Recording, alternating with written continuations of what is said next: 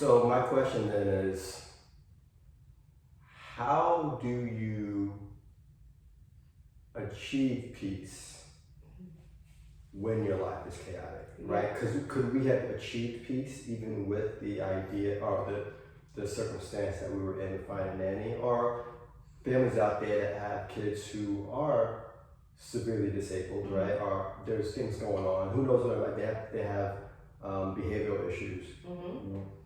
Walk us through what you would say to someone, or what you would do, because we're still learning how to apply this. This is still the beginning of the year. Yeah. But walk us through that.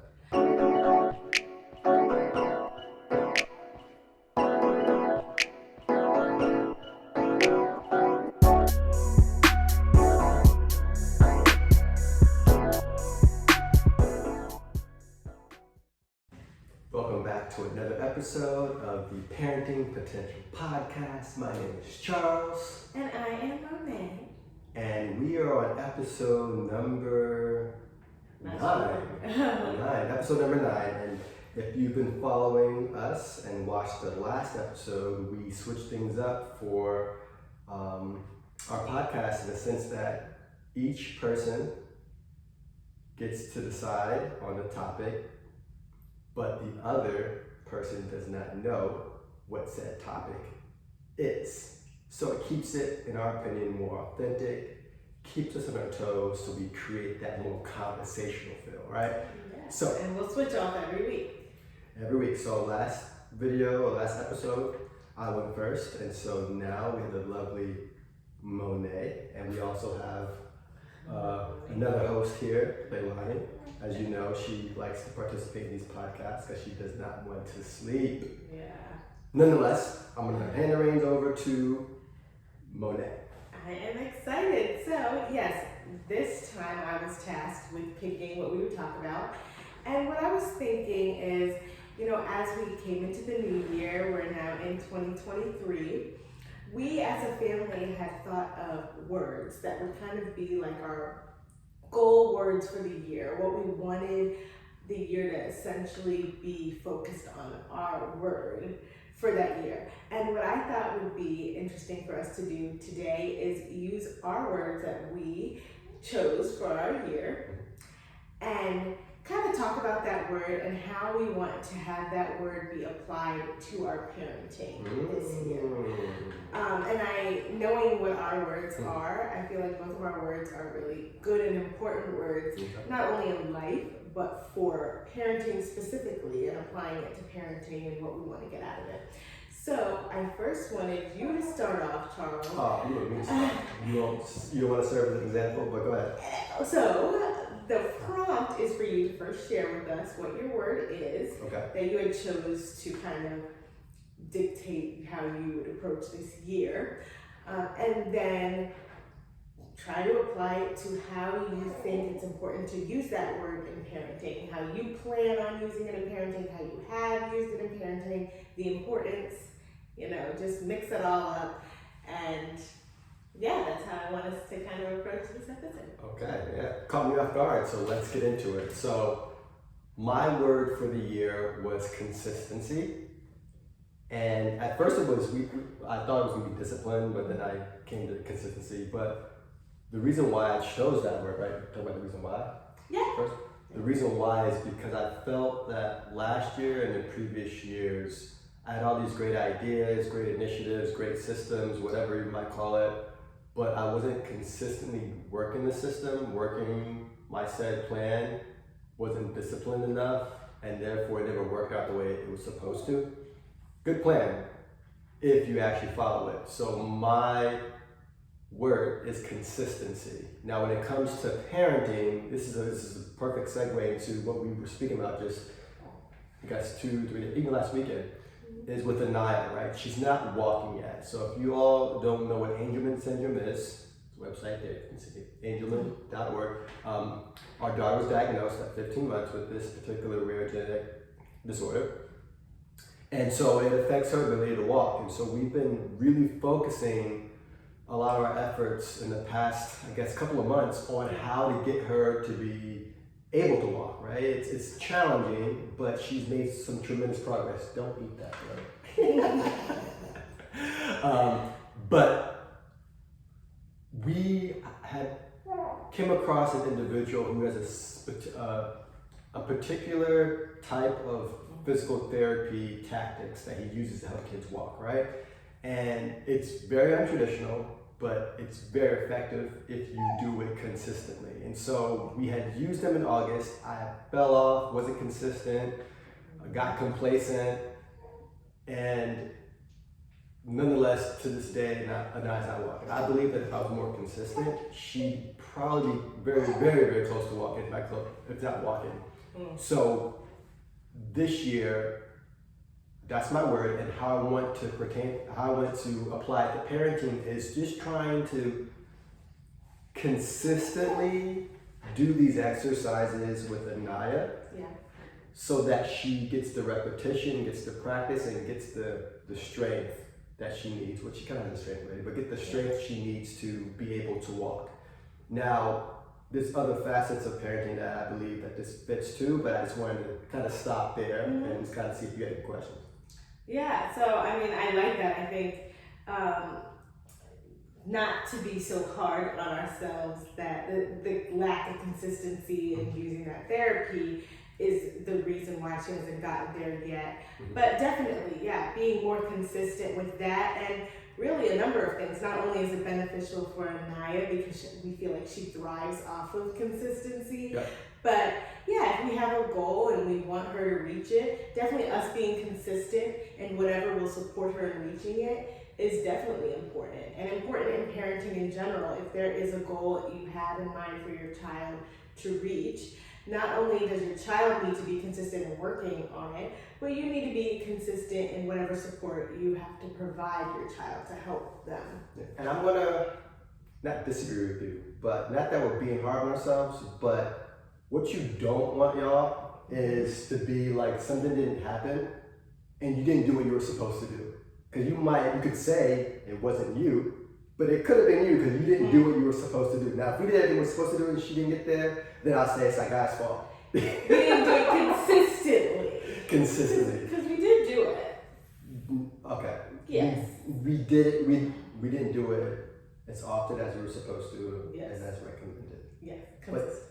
I don't want to get off the topic, but you do, parents, this is not a game. Like, parenting is very hard. So you want to not be hard on yourselves, but you want to be honest, right? Like, did you do what you said you were supposed to do?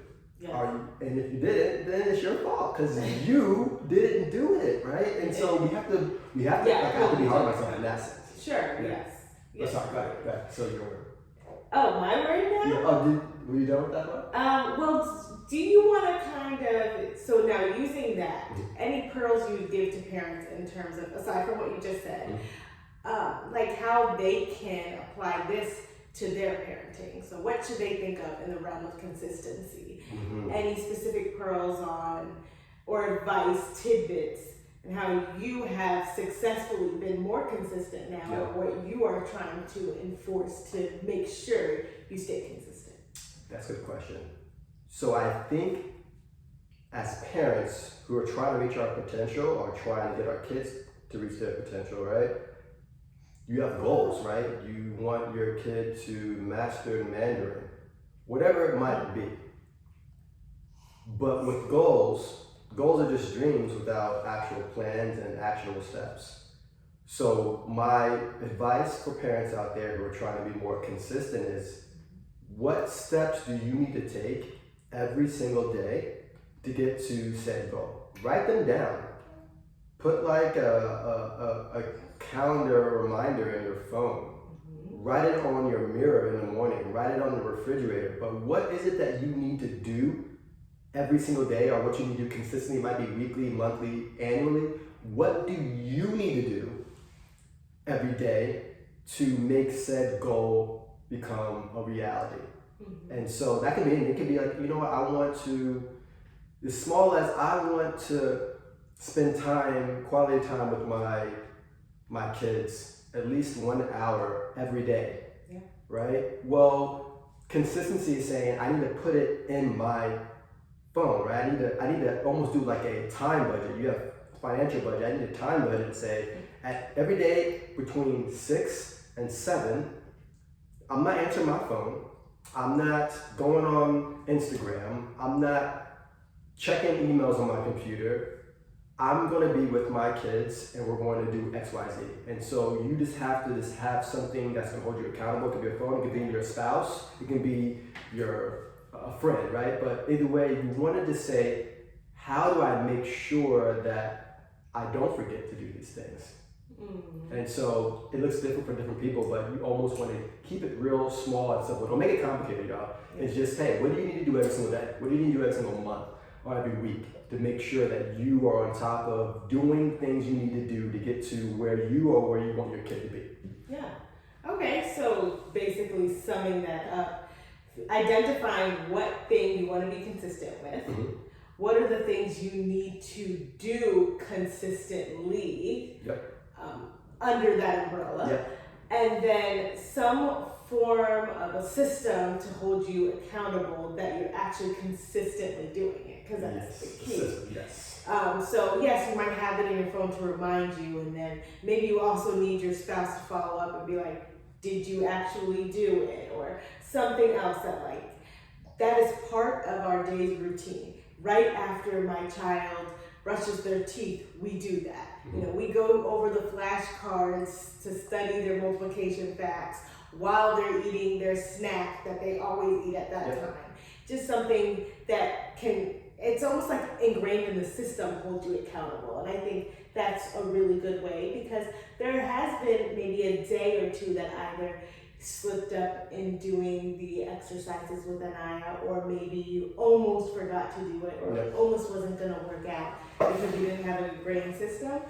But when you have it ingrained, it seems to work a lot better. It does, and be honest, I'm hard on myself in this sense. You really need to be the first line of defense as being accountable for yourself, right? Let's be honest, y'all. We're humans, so we make mistakes, but stop getting on your kids, right, for not doing what they're supposed to do. If you're not doing what you're supposed to do consistently, right, you have to be your own accountability partner, but it's good to have someone too. But we got to be better, right? In order for us to parent better, we got to be better, and therefore we have to hold ourselves accountable. So. Love it. Okay, so. What's the word? Yeah, so my word for 2023 was peace. And the reason why I chose that word, first of all, I just feel like peace is just like a gift from God when you have it. Peace is so important for you in life. I think there's so much chaos going on in the world, and definitely when you have kids, I'm sure you understand moments where there's not so much peace, and not in a negative way, but there can be a lot of beautiful chaos or noise and things going on. But I think when you have peace, to me, the importance of it is it's like a feeling of calm overall. And so even when things are a little crazier going on around you or in your house, when you have peace, I think you feel like things are going all in all positively or well. To me, I feel like even if there is something that is a little harder to go through in a certain period of time, when you have peace, you are able to go through it better. And so that's what I want in my life, but specifically in parenting, and specifically in parenting a child who has challenges that they have to face. I think having peace not only in your situation, but in peace in orchestrating things to be helpful for your child. I think we already discussed before our challenges with finding childcare, and we almost neglected or took for granted the peace we felt when we had really stable, solidified childcare, and we really felt a lack of peace when we didn't. And so that's why I think peace is so important, because it essentially rocked every aspect of our life. In this time period we've had when we were really trying to get that solidified childcare again. So that's why I chose the word peace, is because when I don't feel it, it really permeates, and I think when we both don't feel it, it permeates in other areas of our life, and I want it to be throughout our life and our parenting, and I want our children to therefore feel peace because we are at peace as well. So my question then is, how do you achieve peace when your life is chaotic, right? Because could we have achieved peace even with the idea or the circumstance that we were in to find a nanny, or families out there that have kids who are severely disabled, right? Or there's things going on. Who knows what, like they have behavioral issues. Walk us through what you would say to someone, or what you would do, because we're still learning how to apply this. This is still the beginning of the year. Yeah. But walk us through that. So first of all, there's a couple of things that I think contribute to your peace. And there are some things, so if we talk about the childcare, for example, one aspect of that we can control, but other aspects of it, maybe you feel like you're not in full control of. And I think number one thing is identifying when you don't feel peace. So in our process of interviewing and hiring a new nanny, there were times where we felt, maybe we don't feel comfortable going with this nanny because there's something, even if you can't always put your finger on it, that you don't have full peace about with this person. And I think knowing when you have that feeling is enough to tell you, and we talked about in a previous episode of going with your gut, and when you have a feeling of peace, I think your gut can guide you in a way there too. And so number one, I think it's identifying what things don't give you full peace, because that does tell you something. Okay. And that's in things that are more controllable. So when there is a situation as parents that you feel like you can change in some way, identifying when you don't have a feeling of peace is number one. Okay. Number two is identifying what aspect is unsettling to you or is not giving you full peace. Because sometimes we can feel like we're not at peace with something, but we don't even know why. And that's important when trying to achieve peace. Knowing what about that is not peaceful to you. What about that is unsettling or is not where you want it to be, so that you can change it. Either look for a different avenue or make alterations to that particular thing. So in the nanny situation, if we were to use it, when we identified maybe a person that we were interviewing that we didn't feel full peace about, we would even talk about, what is it about this person that we're not loving? And then we said, okay, so as we're approaching looking for a nanny now we know that it's something we really want to either avoid or look for in the next one. And when we did find nannies that we were really excited about and we had that peace, it was, I mean, it made all the difference. And even now that we feel more comfortable with our child care at this point, having that peace has changed so much for us. Yes. So definitely knowing what brings you peace, knowing what is preventing you from feeling peace and identifying that, and then being able to address that, and then finally feeling peace in that situation for things that you can control. And that's big, right? I think lots of times, at least I felt this way, and sometimes still do, things that you can't control, not giving you peace. This kind of unravels the whole, and this is not the proper way to say this, feng shui, right? It's usually with space, but I'm just going to use it for the purposes of what I'm trying to get across. But it's like it can rock your whole world, and so sometimes you just feel overall just unhappy or overwhelmed and not in a peaceful state. Yeah. So to address that, then how about for things that you really can't control? And if it comes to, so in regards to your child, let's say if they have a specific diagnosis or a challenge that you cannot control, and maybe you haven't made full peace with, or it doesn't create a peace in you, how do you address that? And one thing I really want to do this year is making peace with things that maybe I hadn't previously made peace with. Because it's one of those things where it's kind of like, I mean, what can you do about things you can't change? They are what they are, so are you just going to now let that rock you and that just be what it is? Now you're just rocked forever? Yeah. So you kind of have to find a way to find peace, otherwise you'll never be at peace. And we can't, parents, live a life where we're not at peace. And that's not to say your life is peaceful. That's not to say your life is easy. But being at peace or having a peace with acceptance. what you have, to a degree, is acceptance. And I know we've had conversations about this before, like, is accepting a whole other discussion. But is accepting something giving up, throwing in the towel and saying, okay? No, not necessarily.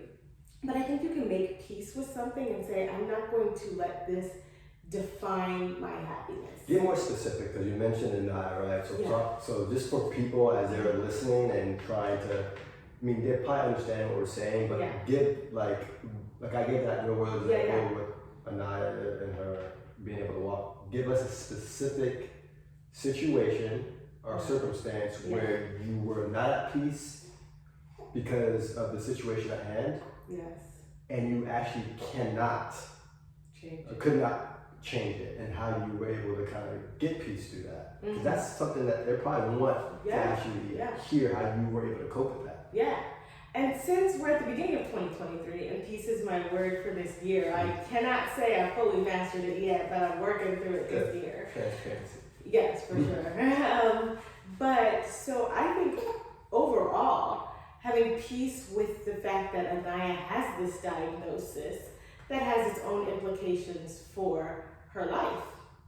The timing of her development and certain things that she will either experience as challenges or just have to deal with. That is hard to make peace with, especially for your child who you love so much and you want the absolute best for them. And we've talked about this in previous episodes too.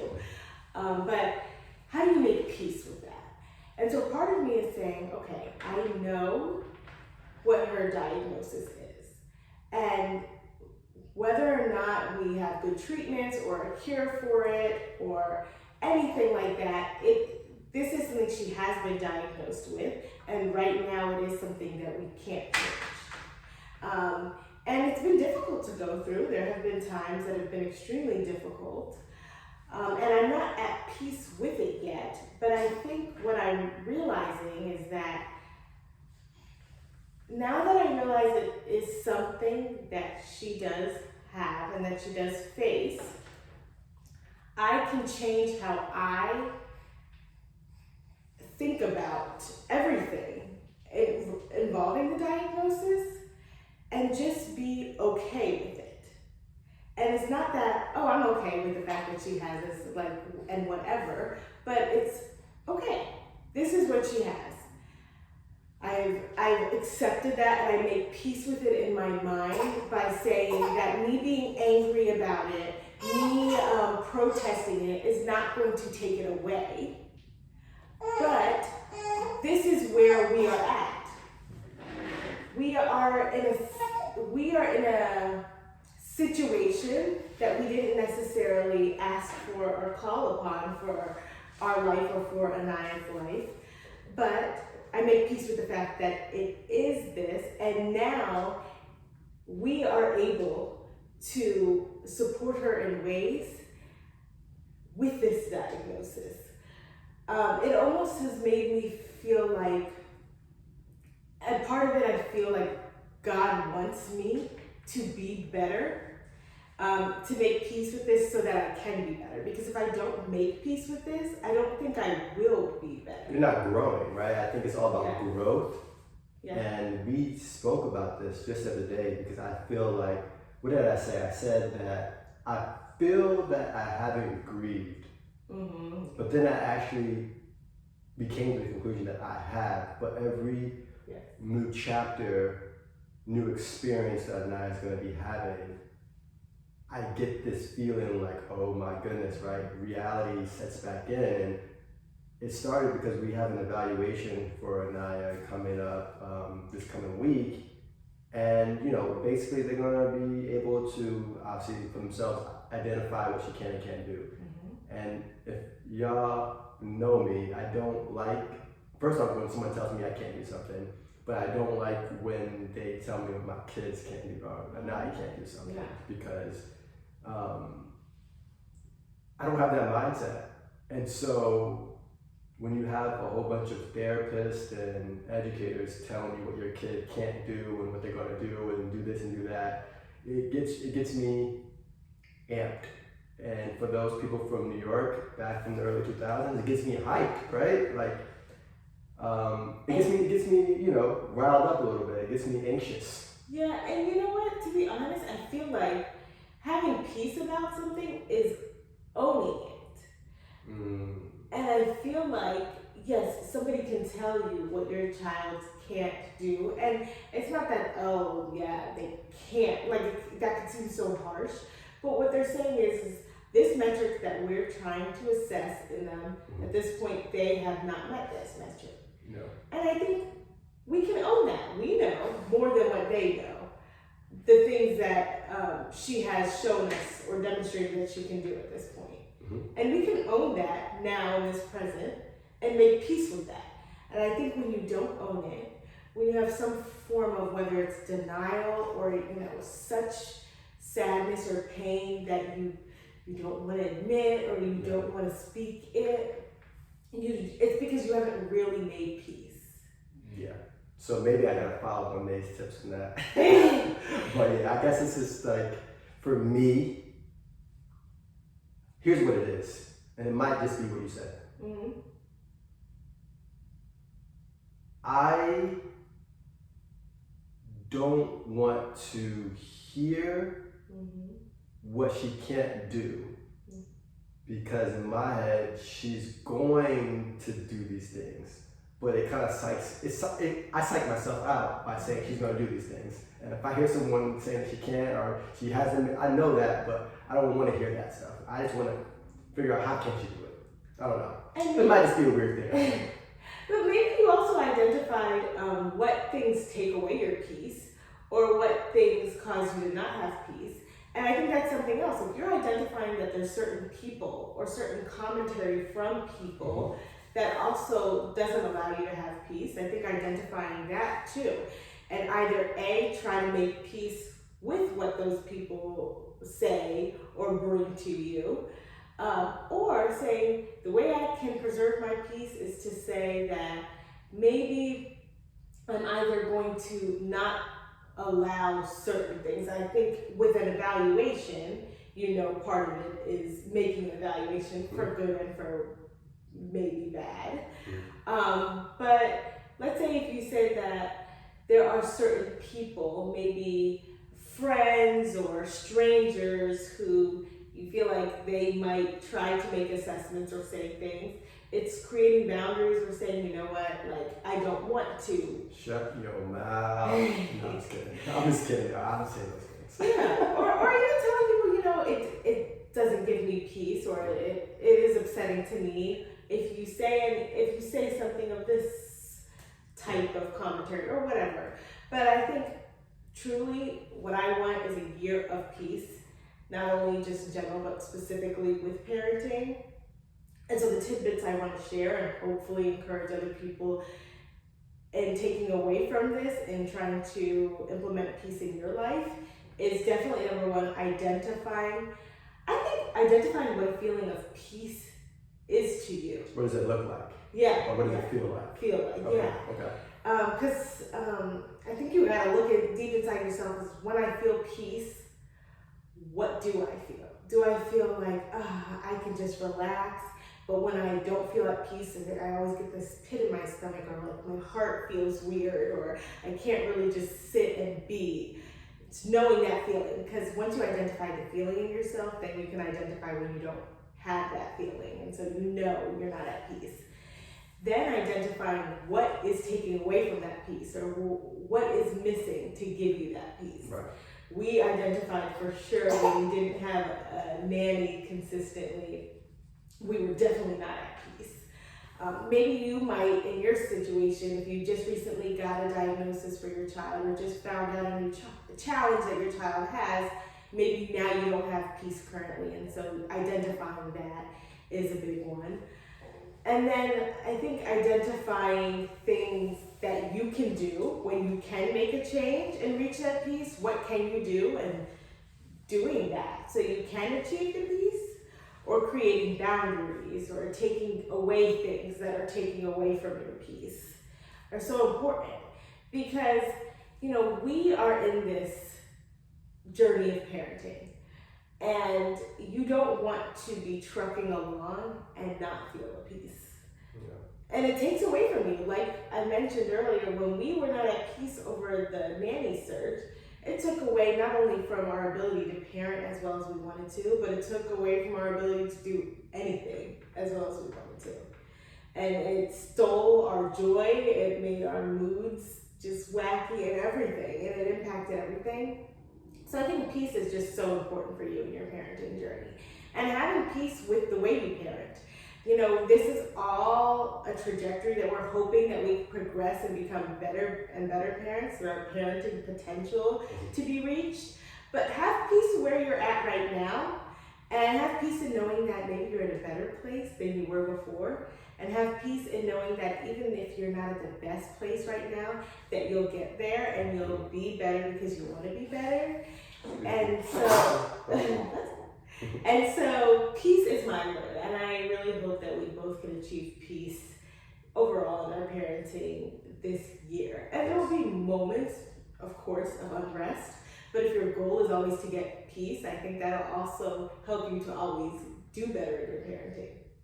Because when you're not at peace, you're going to achieve it by doing what is necessary. Good topic. It's a good topic. Thank you. That's it, y'all. We have peace, we have consistency. Yes. What will be your word that you live by personally this year in 2023, y'all? Or if you're watching this and it's 2024 or 2025, what's your word for the year? And let us know. Put it in the chat, right? Email us. We'd love to hear and see how we can help you or how we can help each other. And we'll have inspiration for our word maybe for next year. Yeah, there we go. Right? We'll get a whole bank of words for the next 30 years. But yeah, again, in all seriousness, y'all, we love doing this. We love having conversations about how we can be better. And we love being transparent because we know we're not perfect and we know we have a long way to go to be better parents. Mm-hmm. But that's the journey, right, of parenting, is you're trying to strive to be better every single day and learn from your mistakes and identify what you could do to not make those mistakes again, right? But that's our episode for today, and we always appreciate you listening. We always appreciate you sharing with anyone you feel that can benefit from listening to our episodes. Yes. If you haven't subscribed, please do that so you get alerts anytime we drop a new episode. But we love you. We support you, and we're here cheering you on, and we hope you're cheering us on as well. Yes, so we hope this discussion was really helpful for you. We hope that you take away some of the tidbits that we discussed about consistency, about having peace, and that you do your homework and also come up with your own word and try to apply the same. We'd love to hear from you again, so comment down below. And until next time, when Charles picks our next topic. And speaking of peace, this girl is knocked out now. If only she slept right before we jumped on this podcast filming. But again, she found her peace. Yeah, and we made peace with the fact she was joining us today. There we go. And we stayed consistent by still recording. Yes. So, with that said, y'all, have a great day if you're watching this in the morning. Have a great night if you're watching at night. If you're watching it midday, I hope you have a great rest of the day. With that said, peace. Bye-bye, y'all. Take care. Until next time.